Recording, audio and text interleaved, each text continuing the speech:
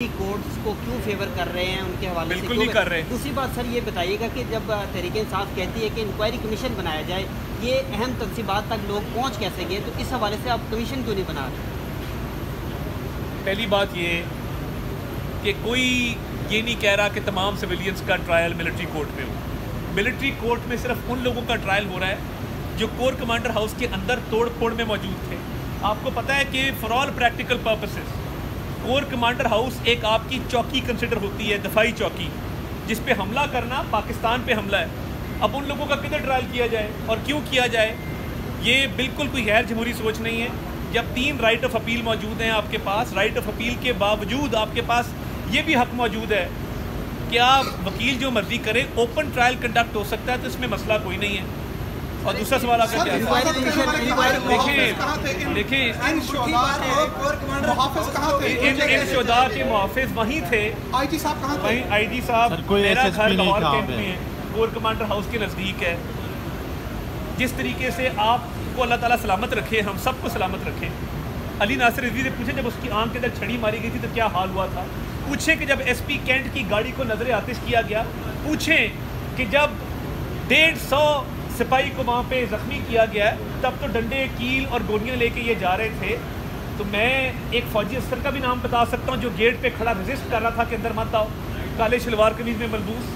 तो देखें, ये 9 मई के वाक़यात पे सवाल उठाना, इस मामले को जिस तरफ आप लेके जाना चाहते हैं कि ये मुहाफिज कहाँ थे, मुहाफिज को जब डंडे पड़ रहे थे और यही वहाँ पे गोली चली होती तो आपने कहना था देखें जी कैसी अपनी फौज अपने लोगों पे गोली चला रही है। तो इसलिए have a heart.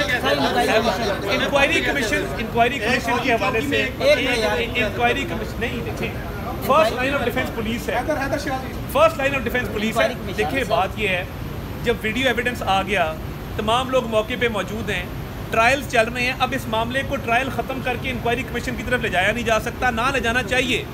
Inquiry commission तो उस बात का हो ना जो बात किसी में कोई भाम हो, जब भाम ही कोई नहीं है, वीडियो एविडेंस मौजूद है, जियो फेंसिंग हो चुकी है, मोबाइल टावर से डेटा लेके लोगों की शनाख्त हो चुकी हुई है, उनके नंबर आ चुके हुए हैं, तो मैं नहीं समझता कि इसमें किसी किस्म की इंक्वायरी कमीशन की गुंजाइश है। जो ट्रायल चल रहे हैं उसको फेस करें। पिछले दौर में भी 25 लोगों का जो है ट्रायल हुआ मिलिट्री कोर्ट में, पीटीआई के दौर नए कानून के तहत वह पुराने के, ये आपको पता होना चाहिए ज़्यादा। आपके दौर में भी वही सियासी कारकुनान जो है वो सियासी कारकुन नहीं है। तो मैं पहली बात ये, पाकिस्तान के किसी दफाई इदारे पे हमला करने वाला कोई भी सियासी कारकुन नहीं हो सकता, उसको सियासी कारकुन रहने का हक ही नहीं है। आप देखें कि जो काम पाकिस्तान के दुश्मन करना चाहते हैं वो पाकिस्तान की सरजमीन पे चंद मुट्ठी भर शरपसंद नासिर कर रहे हैं, और आप कह रहे हैं सियासी कारकुन। जिसने भी दिफाई तनसीबात पे हमला किया है, चागी पहाड़ के मॉडल को आग लगाई है, कैप्टन कर्नल शेर खान के मुजस्मे को मस्मार किया है, वो किसी रियायत के मुस्तहिक नहीं है। वो सियासी कारकुन हो, वो सरकारी अफसर हो, वो जिस मर्जी मज़हब, फ़िरके या रंग व नस्ल से ताल्लुक़ रखते हों, शरपसंद और दहशत गर्द का ना रंग होती है, ना मज़हब होता है, ना नस्ल होती है। उसके साथ वही होना चाहिए जो पाकिस्तान के कवानीन में लिखा है। और मिलिट्री एक्ट पाकिस्तान का कानून है, ऑफिशियल सीक्रेट्स एक्ट पाकिस्तान का कानून है, और कार्रवाई उसके मुताबिक हो। ये बताइए कि साबिक वज़ीर-ए-आज़म नवाज शरीफ साबिक वज़ीर-ए-आज़म इमरान खान के खिलाफ मिलिट्री कोर्ट्स में केस चलाना चाहते हैं या नहीं? वो चाहते हैं इमरान खान का केस मिलिट्री कोर्ट में चले या नहीं? ये तो मुझे नहीं पता ना, ये मैं कैसे बता सकता हूं? आप अपनी पार्टी के सरबराह हैं, नहीं, बट मेरी उनसे इमरान खान के बारे में सवाल पता नहीं आपको, कोई सवाल नहीं। थैंक यू, बहुत शुक्रिया।